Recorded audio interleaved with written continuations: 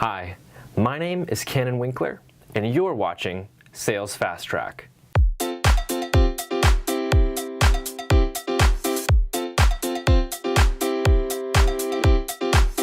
In this video, you're going to learn about more applications of the sales formula. If you haven't already watched the first sales formula video, go ahead and do that now so you'll be all caught up and ready to go for this one. Last episode, we talked about using the sales formula with multiplication. Each variable was binary, meaning if there was a sufficiency, you would put a 1, but if that variable was insufficient, you would put a 0.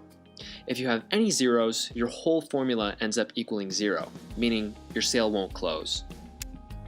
Now, we're going to be looking at using addition to rate and qualify your leads with the sales formula. So when you're using the additive sales formula, you'll rate each variable between 1 and 10, 1 being the worst and 10 being the best. This makes 60 a perfect score. Now, let's go through an example. Let's say you're working with a small business owner. The two of you used to work together in the past, and he trusts you and your company's product. So we'll go ahead and put an 8 for trust. Since your product will be essential to helping him grow his business, we'll put an 8 there as well. You know he has the budget and time to implement your solution, so for budget, we're going to put a 7.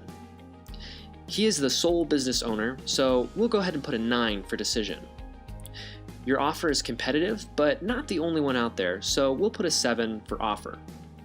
And finally, you don't have very much insight into what's going on inside his business, so for wildcard, we're going to put a 4. This gives your lead a total score of 43, or 71%. Typically, any lead with a score below 60% will not close.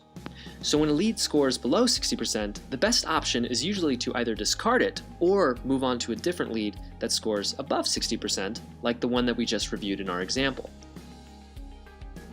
Now that you know how to rate and qualify your leads, you can apply it to the ones going through your sales formula. As your leads progress through the funnel, continue to evaluate them with the sales formula. If at any time they score below a 60%, you know it's probably time to move on to another lead where there's a better chance of closing the deal. We hope you learned something in this video, and we'll catch you next time on Sales Fast Track.